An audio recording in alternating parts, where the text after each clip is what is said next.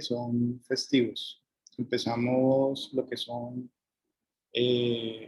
parcial, por decirlo así, en esta semana, en estos cortes. Entonces ustedes se estarán preguntando cuál es el producto que nosotros debemos ir gestionando y adelantando. Básicamente este es un curso que tiene un 100% de aprobación. El producto que nosotros vamos a ir construyendo clase a clase, semana a semana, tiene que ver con la evaluación principalmente.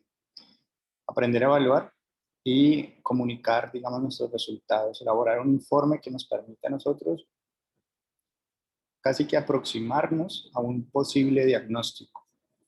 Acorde con el DSM-5, nosotros, en ese sentido, los criterios de evaluación de nuestro curso pues tienen que ver con tener un caso, evaluar ese caso y elaborar el informe de nuestro caso. En esencia son esos tres puntos en particular los que vamos a ir gestionando. Entonces, primer parcial, el primer corte tiene que ver con obtención de caso. ¿Listo? La obtención de caso. En ese sentido, esa obtención de caso implica que nosotros, ya que con el CELOA, el día viernes voy a tener una reunión con bienestar universitario, pues cosas más como para formalizar el asunto, eh, que, de, que se pueda como, a ver si se puede facilitar que ustedes ya tengan como sus casos con el CELOA. Sin embargo, yo ya no quiero como esperar más. Entonces, lo que les dije la semana anterior lo sostengo, es decir, la idea es que ustedes ya vayan consiguiendo casos, esos casos, la idea es que no sean personas que ustedes conocen, puede ser eh, un amigo, una amiga, un primo, una prima, pero de otra persona, no de ustedes. ¿Para qué? Para que ustedes puedan vivir como el proceso literal de no conocer a la persona y vivir el proceso de lo que simulamos en clase. Esos primeros minutos y los posteriores minutos durante la entrevista.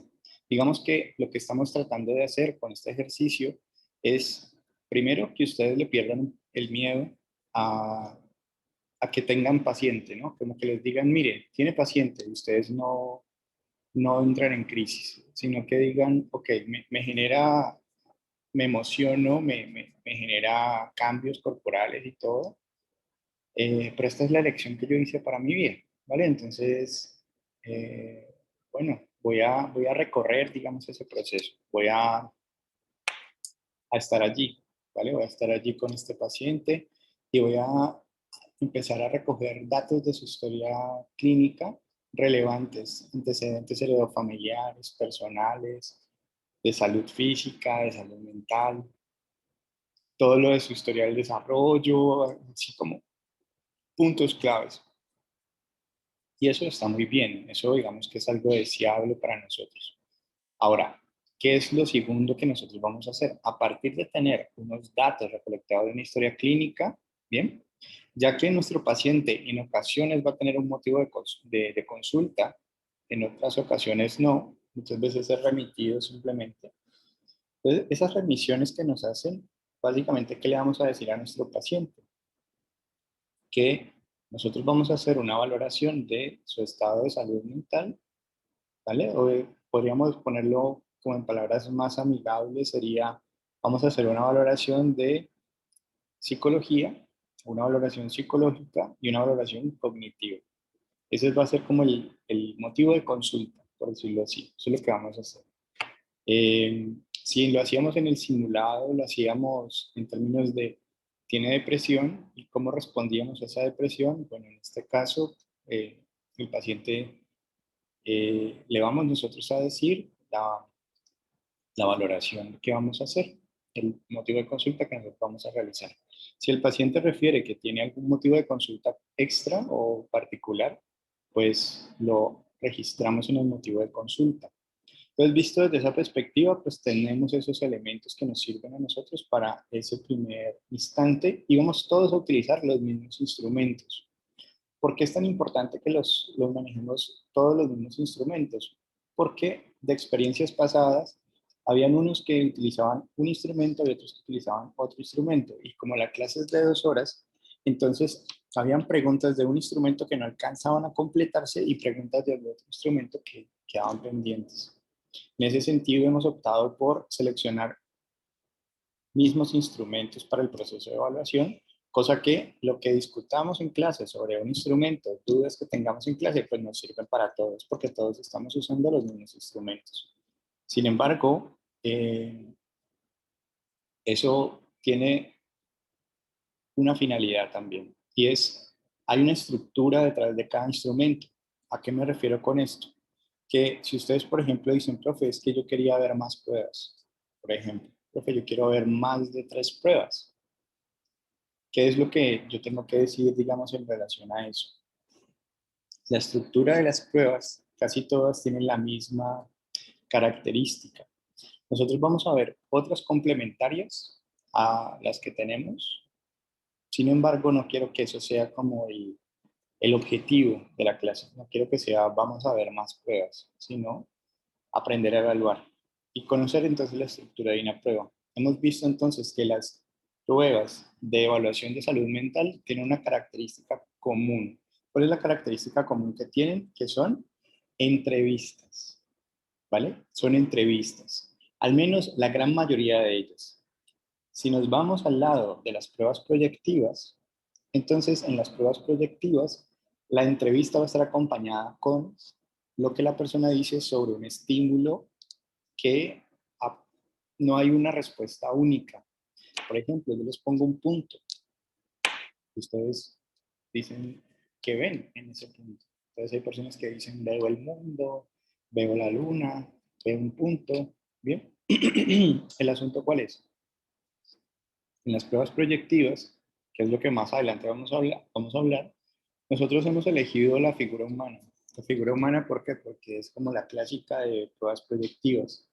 Sin embargo, ahí nos podemos encontrar el Wartec, que ustedes muy seguramente cuando han ido a trabajar o han buscado trabajo se los han aplicado. El Wartec de 8 o 16 campos, porque tienen una estructura similar, ¿vale? Similar. En ese sentido, ¿qué vamos nosotros a hacer? Recordar que las evaluaciones de salud mental se fundamentan en la destreza y la pericia clínica del evaluador, es decir, en el psicólogo o psicóloga que está haciendo la entrevista. Las pruebas de evaluación de salud mental son una guía, una orientación para que nosotros tomemos decisiones clínicas. Es decir, que la entrevista neuropsiquiátrica internacional que ya terminamos eh, tiene, tiene por fundamento una entrevista completamente estructurada de sí o de no y unos indicadores clínicos significativos para nosotros saber si continuamos explorando o no. Ahora vamos a mirar otro tipo de valoraciones, que son las valoraciones cognitivas. Las valoraciones cognitivas, entonces, bueno, algo que también, sino que es que me preocupa es el tiempo y que tenemos festivos. Pero en las valoraciones psicológicas también tenemos que mencionar como ya tuvimos como el modelo de entrevista, también nos empiezan a hacer unas advertencias. Nos dicen si la sintomatología que estamos observando no se explica por un consumo de sustancias psicoactivas o consumo de licor, ¿bien? O el consumo de algún fármaco distinto. Entonces, es importante que nosotros podamos recordar que así como tenemos una entrevista que nos advierte, la idea es que nosotros cuando estemos en nuestras valoraciones psicológicas, nosotros también exploremos la posibilidad de si hay consumo o no de algún tipo de sustancia. En ese sentido, la valoración psicológica implicaría un énfasis o un foco, ¿vale? Sobre la salud mental, el estado de salud mental del paciente. Ahora, dentro de las valoraciones que vamos nosotros a realizar, vamos a hacer una valoración también cognitiva. Es decir, queremos saber en qué estado se encuentran los procesos cognitivos, las funciones cognitivas. Una función depende, si ustedes recuerdan 11, o cuando les ponían F y entre paréntesis la X, F de X, siempre estábamos hablando de una relación que existía entre el lado izquierdo y el lado derecho. o sea, es igual, ¿no? Entonces que teníamos que equilibrar. Pero en funciones cognitivas, pues pasa algo muy similar. Es decir, que nosotros, ¿cómo accedemos a saber del estado de salud cognitivo de un paciente? A través de la función. Nosotros hablamos, por ejemplo, del estado de salud cognitiva de un paciente a través de cómo se encuentra su función del lenguaje, por ejemplo, y memoria, y etcétera, etcétera. En síntesis, lo que quiero como transmitirles hoy, o que pensemos un poco hoy, o que caigamos en cuenta más bien, es que cuando hacemos un proceso de evaluación, nosotros, tanto de la salud mental como de la salud cognitiva de un paciente, lo hacemos a través de las funciones de este paciente, a través del lenguaje, a través de la memoria. Bien, por lo tanto, si yo voy a hablar acerca de las características que tiene un paciente a nivel de la memoria, yo debí mínimamente como evaluador haber planteado una tarea para evaluar memoria, para poder ver, para poder desplegar, digamos, esa función. Como que yo destapara la mente de la persona, pusiera a hacer esa mente actividades, pero esta actividad es para evaluar memoria. Entonces, voy a ponerle tareas para evaluar su memoria y se despliega la memoria. Y puedo entonces decir si su memoria está en una condición óptima o no, ¿vale? Igualmente, normalmente comparamos el rendimiento de una persona, entonces de nuestro paciente, con otras personas de la misma edad y mismo nivel educativo.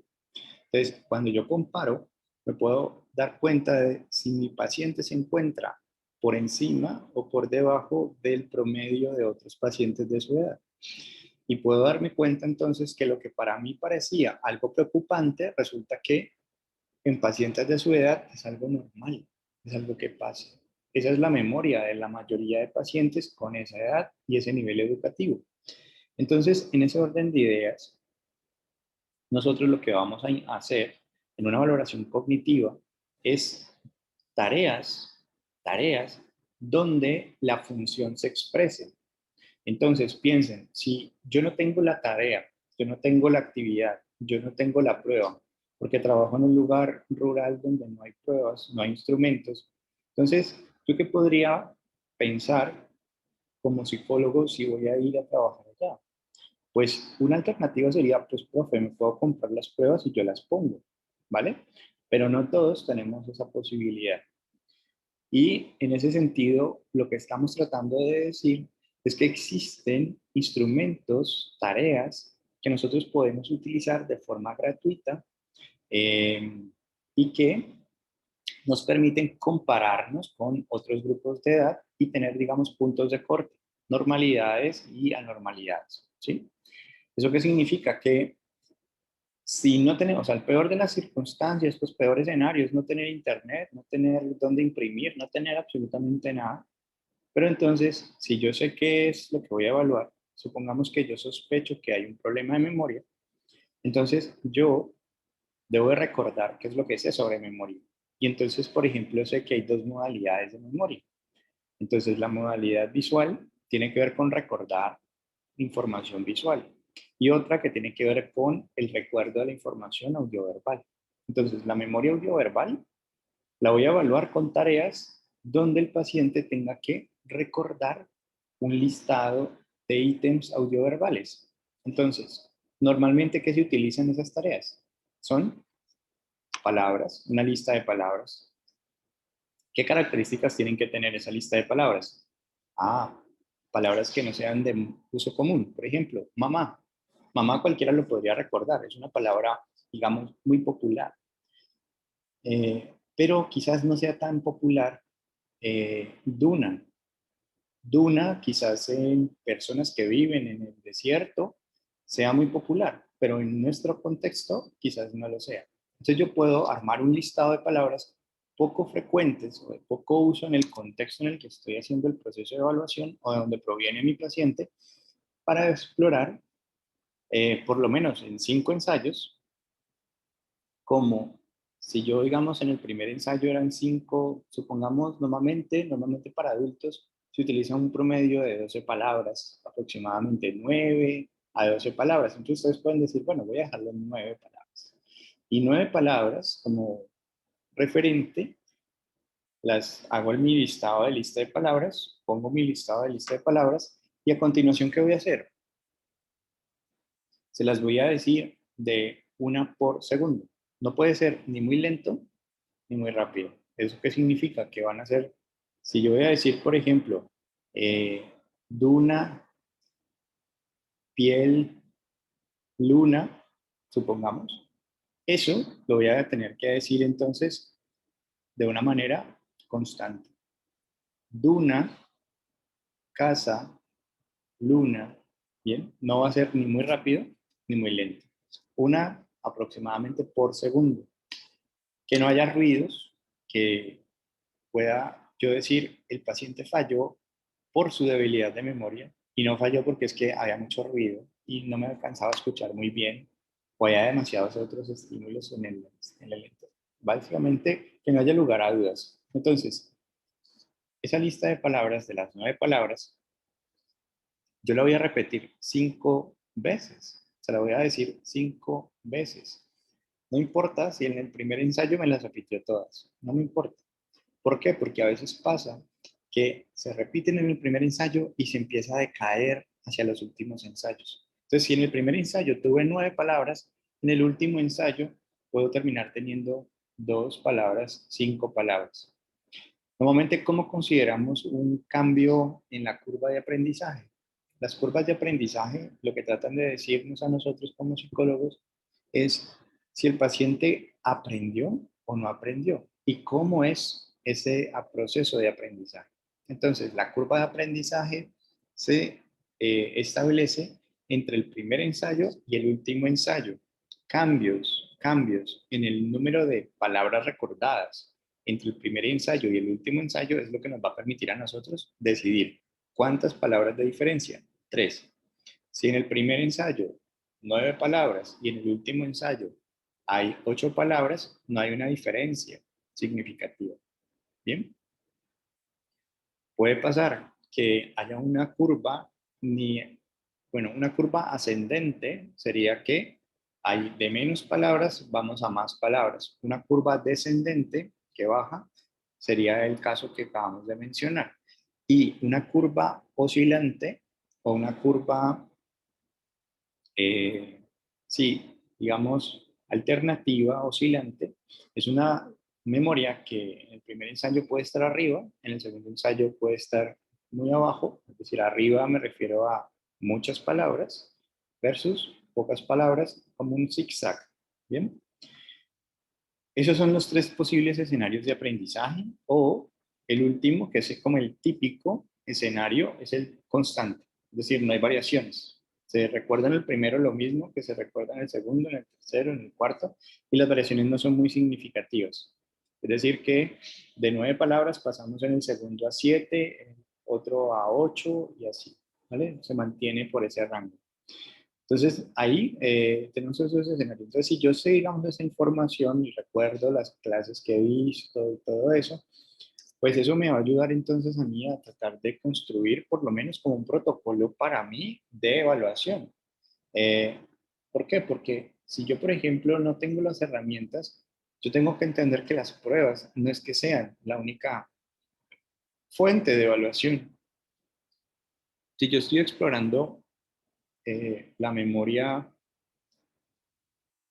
visual, la memoria visual depende de procesos como las noxias, o sea, la capacidad para yo conocer por una modalidad sensorial. Entonces, si yo, por ejemplo, les digo a ustedes qué es esto, y ustedes no me saben decir qué es, pues o hay un problema de memoria visual, es decir, no recuerdan esto qué es, y a nivel de noxias, podríamos estar pensando en que hay dificultades para conocer por la modalidad visual. Pero si yo escucho al paciente que, por ejemplo, suena mi celular, ahí entra una llamada, etcétera, y me dice, ¿tiene un celular? Entonces me está informando que por la modalidad audioverbal puede conocer. pero por la visual, cuando le dice esto, ¿qué es esto? ¿Qué es esto? Me dice, no sé qué es. Entonces estaríamos nosotros identificando cuáles son las formas de conocimiento que él tiene. Entonces, normalmente nuestra especie es visual y audioverbal. En ese sentido, al ser visual y audioverbal, normalmente tendemos a explorar cómo se encuentra su visión y su audición. Entonces, estábamos hablando de memoria visual y audioverbal, pero no nos podemos olvidar que esta y esta, o sea, la memoria visual y audioverbal, pues dependen de la calidad del análisis de la información visual y audioverbal. Es decir, que si yo no escucho bien, pues difícilmente puedo poder repetir tus palabras, por muy buena memoria que yo tenga. ¿Bien? Entonces, siempre que nosotros estamos haciendo procesos de evaluación, nosotros prácticamente deberíamos de decir, el paciente no recuerda. Y si no recuerda por modalidad audioverbal, la primera hipótesis que surgiría inmediatamente es que hay un problema de memoria. Pero lo que quiero es que no se queden como en lo evidente, sino también que puedan ir un poco más allá y siempre piensen en por qué el paciente no pudo recordar las palabras, ¿vale? Vamos a explorar entonces sus noxias audioverbales, cómo está registrando la información audioverbal, si está conociendo o no está conociendo la, la modalidad audioverbal. Y entonces ustedes me dirán, profe, pero ¿cómo? ¿No? Y entonces ahí uno podría decir, pues podemos hacer evaluaciones de sonidos. Entonces, sonidos van desde decir, Profe, ¿sí? ¿si me podría hacer el favor de repetirme los escenarios? Es que no alcancé a copiarlos. Los escenarios posibles que tenemos de aprendizaje es una curva que asciende, una curva que sube, curva de aprendizaje ascendente, una curva de aprendizaje descendente, una curva de aprendizaje que oscila, eso tiene otro nombre, pero en este momento no lo recuerdo, oscilante, ¿sí? Variable, que parece como un zigzag, básicamente. Y el último es el constante, una curva de aprendizaje constante, que se mantiene en línea prácticamente recta. ¿Sí? Esos serían los cuatro escenarios. Entonces, si nosotros nos ponemos como en la tarea, fíjense que yo por eso casi que quité un poco la evaluación neuropsicológica del curso, porque nos tomaba mucho tiempo el proceso de evaluación neuropsicológica. Entonces, básicamente, ¿qué vamos a hacer? Pues pensar la evaluación cognitiva como los elementos como más relevantes o importantes que podríamos considerar o subrayar dentro del proceso de evaluación. Entonces, el primer elemento que hemos dicho hasta el momento importante a subrayar es que lo importante en el proceso de evaluación cognitiva no son los instrumentos, ¿sí? No son los instrumentos, que si yo sé qué es lo que estoy evaluando, que si yo sé um, cuál es la función que quiero explorar, yo me voy a buscar las tareas o voy a estar atento a lo que el paciente hace para darme cuenta de si está fallando algún proceso de sus funciones cognitivas. Entonces, si, por qué decimos esto? Porque es que a veces creemos, bueno, no sé, esa es como la lectura que a veces hago de los estudiantes a veces, es que creen y que creen, bueno, también me quiero incluir ahí, creemos que muchas veces cuando nosotros hacemos evaluaciones, la evaluación es como si solo las funciones cognitivas emergieran en el proceso de la evaluación, pero ellas están trabajando antes del proceso de evaluación, cuando el paciente te llama y habla contigo, cuando tú lo citas, cuando viene para tu consultorio, cuando te cuenta sobre cosas que le han pasado en su vida pasada. Todo el tiempo sus funciones cognitivas están ahí de forma permanente. Es decir, yo en este momento puedo seguir hablando gracias a que tengo una función que se llama lenguaje y puedo mantener mi idea porque tengo funciones ejecutivas que me la permiten y atención para no, o sea, yo podría ponerme siempre a decir en últimas que si nosotros estamos atentos mirando Vamos a poder informar, reportar por qué creemos que una función está bien o está mal. En ese sentido, eso es en general como la primera idea central que quiero como subrayar, que si ustedes confían en los instrumentos, la vida a veces los pone en lugares donde no hay instrumentos. No tienen internet, no tienen pruebas, no tienen materiales. Entonces, ¿qué van a hacer? ¿Vale? ¿Qué van a hacer? No van a evaluar, o sea, no pueden informar, no pueden decir cómo se encuentra una función. ¿No? Eso por un lado. Lo siguiente que hemos dicho es que siempre que obtenemos un resultado de nuestra hipótesis, digamos, un resultado puede ser, observo que hay una curva de aprendizaje descendente, es decir, el paciente no logra recordar. La siguiente pregunta que nos tendríamos que hacer inmediatamente es no quedarnos exclusivamente con hay un problema de memoria audio verbal, sino que inmediatamente deberíamos de pensar también si hay un problema de noxias audioverbales. Porque si lo hay, si yo no puedo conocer por la modalidad audioverbal, pues entonces la causa real no es el problema de memoria, sino que la anoxia o la debilidad anoxia audioverbal, o sea, mi debilidad para poder conocer por esta modalidad ha debilitado mi proceso de memoria. Ha hecho que yo prácticamente no practique, porque es que no conozco el mundo de los sonidos audioverbales, nada, ¿vale? No sé qué es lo que están diciendo. Entonces mi memoria pues está prácticamente sin entrenar, por decirlo así. Entonces, la causa de algo no necesariamente es la función cognitiva, sino que tendríamos entonces nosotros que pensar en esa función cognitiva que causa, que la soporta, por qué se presenta. Entonces, una memoria audioverbal se garantiza por procesos nóxicos audioverbales. Y ya que estamos en eso, pues diríamos, o sea que hay atención visual y atención audioverbal. Sí, también. Por lo tanto, yo puedo tener una muy buena atención visual, pero no muy buena atención audioverbal.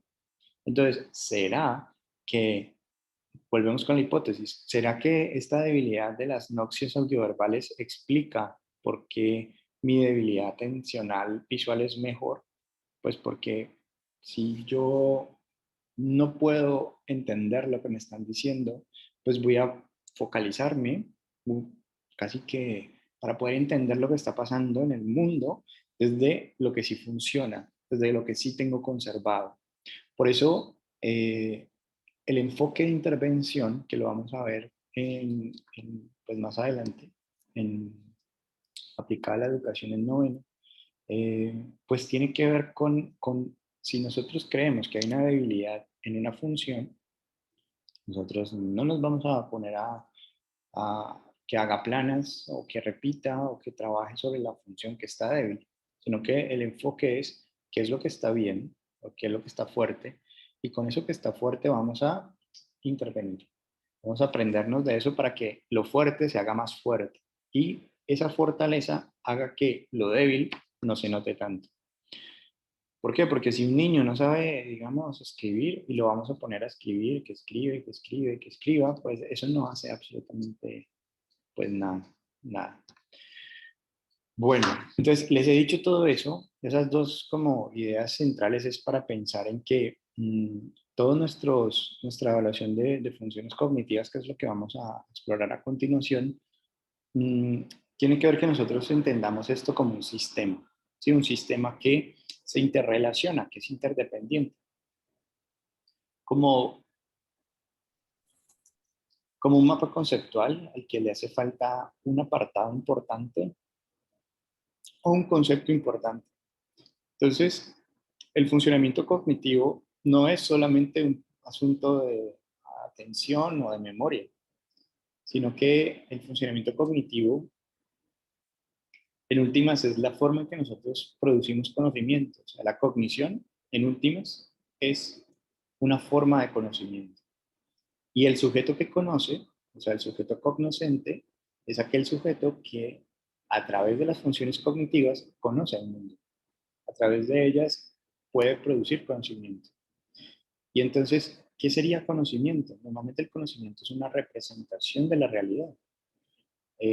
Por lo tanto, muchos de nosotros no compartimos el mismo mundo en el que vivimos, pero nuestra tarea es evaluar cómo está registrando el mundo, cómo está ese sujeto que conoce conociéndolo, ¿sí? Cómo están sus funciones cognitivas para conocer el mundo. Porque un mundo en el que tengo una habilidad de atención visual no es el mismo mundo que puede compartir una persona que sí tiene una fortaleza a nivel de atención visual. O un mundo en el que el lenguaje a nivel expresivo, no tengo problemas para comunicar lo que quiero decir a un mundo en el que tenga esa imposibilidad. En ese orden de ideas, nuestra tarea pues, consiste en reportar cómo se encuentran las funciones cognitivas de nuestro paciente. Esperen que Diego me echa. Vale, no hay problema, Nico. Entonces, visto así, nosotros vamos a hacer un proceso de exploración de funciones cognitivas. Vamos a utilizar un instrumento que se llama el test de Montreal. Ese test de Montreal, yo estoy compartiendo pantalla, sí, estoy compartiendo pantalla. Entonces, el test de Montreal, nosotros lo tenemos, yo se los compartí por el grupo.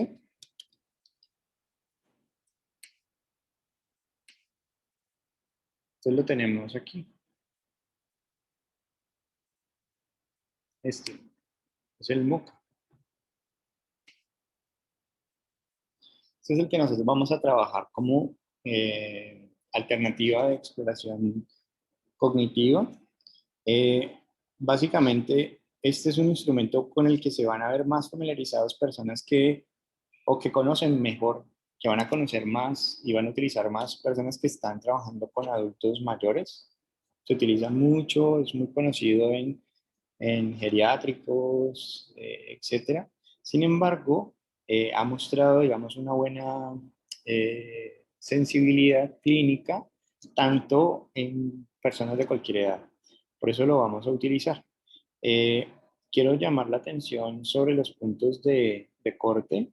Entonces dice, por ejemplo, que una persona normal es una persona que obtiene más, o sea, o 26 o más puntos. Con obtener 26 puntos de 30 posibles, yo me podría considerar una persona que a nivel cognitivo no tengo un funcionamiento alterado, ¿vale? Entonces, eh, aquí también está la interpretación de 0 a 25, un probable trastorno cognitivo que necesita valoración especializada. ¿Por qué nosotros estamos haciendo este asunto de casi que una especie de tamizaje?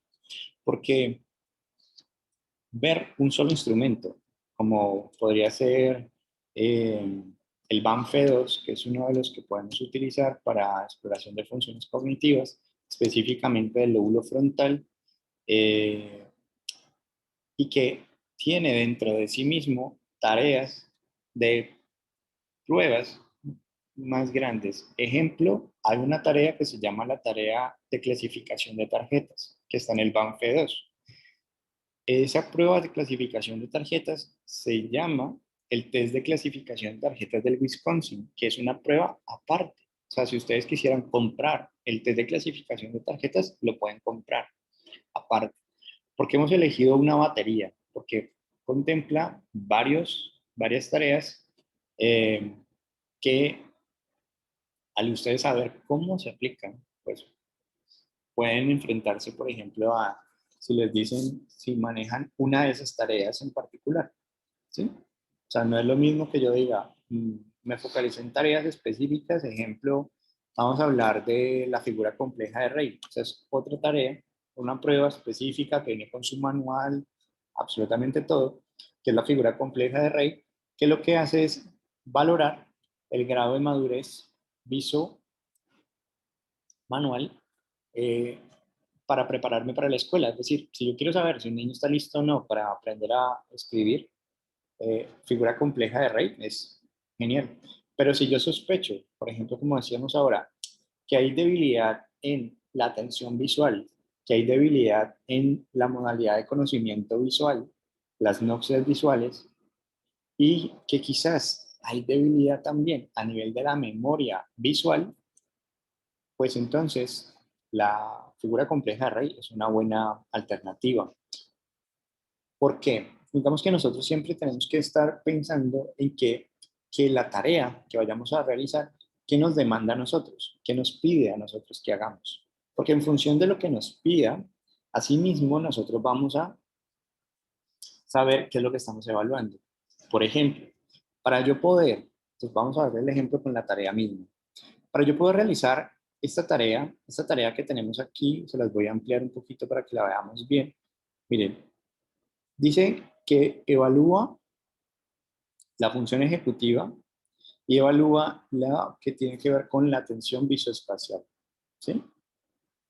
Ya no lo están diciendo, pero vamos a mirar por qué. Porque es que el asunto aquí es, ¿qué pasaría si no viene la instrucción? O sea, no dice ejecutiva, no dice visoespacial. Ustedes podrían llegar a la misma conclusión, ¿sí? Eso es como lo importante. Eso es lo relevante del proceso de evaluación, que ustedes sepan, si pongo a hacer esta tarea, ¿qué estoy evaluando en un sujeto? Así, hay tareas que se diseñaron para evaluación de atención y uno a partir de ellas puede confirmar o descartar problemas de memoria, aun cuando no fueron pensadas para eso. ¿Pero por qué? Porque nosotros estamos atentos sabiendo qué es lo que estamos haciendo.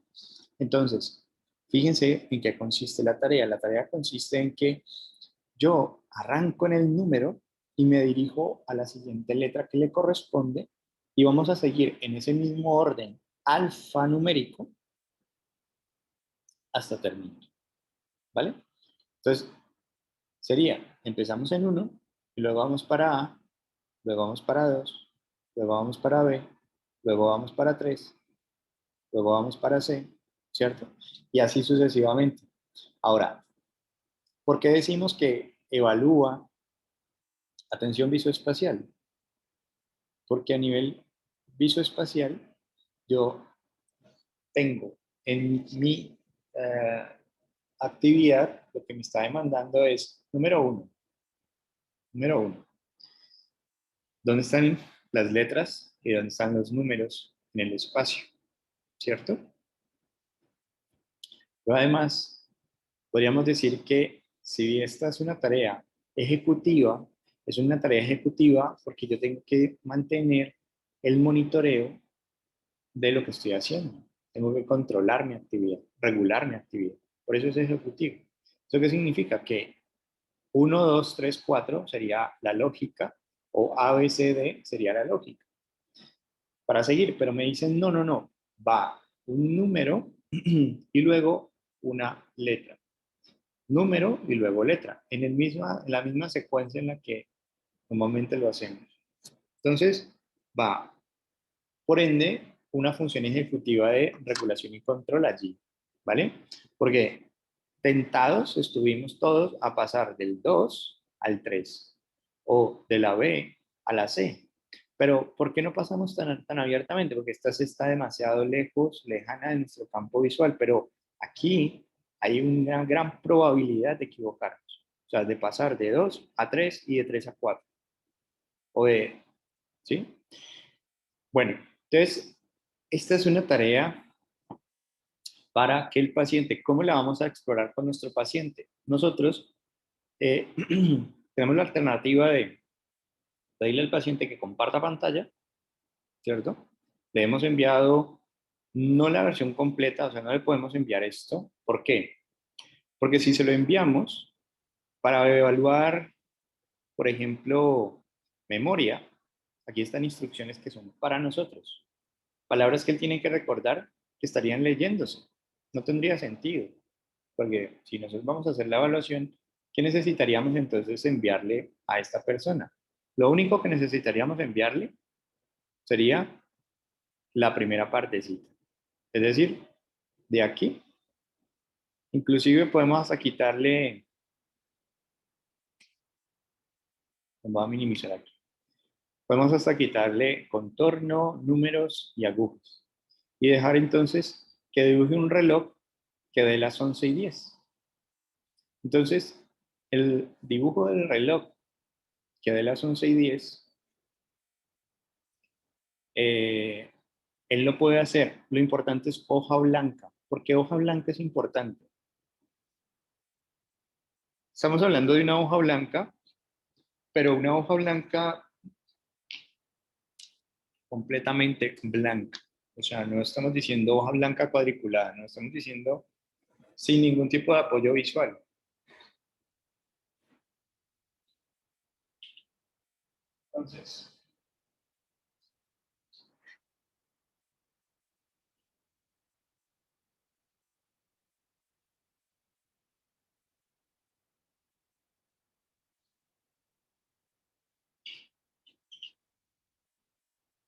Entonces, si por ejemplo estamos diciendo, vamos a evaluar el procesamiento visoespacial, la atención visoespacial, vamos a evaluar las funciones ejecutivas, su regulación ejecutiva, vamos a hacerlo sin ningún tipo de ayuda. Ayudarlo sería ponerle una hoja cuadriculada.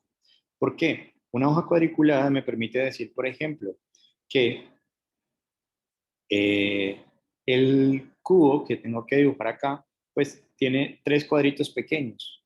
Y entonces yo utilizo mi guía de los cuadritos pequeños, pues 3 cuadritos por 3 cuadritos por 3 cuadritos, para ejecutar el dibujo. No tendría sentido. Tiene que estar entonces una hoja blanca. Y entonces, ¿qué le vamos a decir aquí en el cubo? Le vamos a decir que copie el cubo lo más parecido posible, ¿vale? No tiene que quedar hermoso o bonito, pero lo más parecido posible. Y entonces, ¿cómo lo haríamos desde la virtualidad?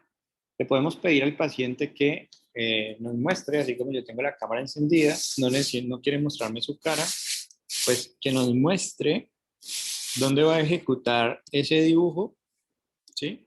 Y entonces que copie, ¿sí? Que copie eh, el cubo. Y entonces podemos nosotros ver cómo lo hace. ¿Por qué? Porque la idea es que no se utilicen ni reglas, que no se calque, ¿no? Entonces, para poder ver un poquito cómo lo hace. Pero en esencia, entonces, el proceso típicamente en carne y hueso, ¿no? Sería que ustedes le ponen al paciente la hoja de respuestas, aquí, esta que está aquí. Entonces, esta primera que tenemos alfanumérica, el paciente la puede llenar con un lápiz, la secuencia, puede hacerlo con el dedo, señalando el dedo. Eh, el cubo, hoja blanca, por favor dibújeme un cubo. Hay algunas personas que dicen, no, pues que lo haga allí mismo, es decir, en este espacio en blanco que está debajo del cubo, que hay dibujo. Bueno, a mí particularmente me gusta mi hojita en blanco aparte. Y hojita aparte para el reloj también. ¿Sí? Entonces tengo el cubo y tengo el reloj. Eh, pero entonces, ¿qué es lo importante? O sea, lo relevante no es la hoja en blanco, la utilización de la hoja en blanco o no. Lo relevante es que el paciente haya entendido qué es lo que tiene que hacer, ¿vale? Y que tenga los materiales para hacerlo, apropiados. ¿A qué nos referimos? Que si tengo una hoja cuadriculada, le estaría dando un apoyo. Que si estoy utilizando una mesa que tiene irregularidades, o sea, tiene huecos y tiene como poros y cosas así, pues cuando yo estoy calificando el dibujo, mirando el dibujo, de pronto lo que estoy viendo como un error no se debe al paciente, sino que se debe a la mesa en la que estaba sentado o a la silla que era, digamos, pues para un... hay sillas que son muy bajas para la altura de la mesa. Entonces, ese tipo de ejecuciones donde uno está muy incómodo, ¿no? En la ejecución, pues puede jugar un papel, porque a veces decimos, ah, es que hay una debilidad, no sé, del tono muscular, es decir, como está agarrando el lápiz, y resulta que pues no tiene otra alternativa, le toca agarrarlo así porque la mesa es muy alta, porque es importante también eso que acabo de decir del agarre del lápiz, porque dentro de los indicadores neurológicos. ¿Qué es un indicador neurológico? O más bien, en términos técnicos, sería un signo neurológico blando.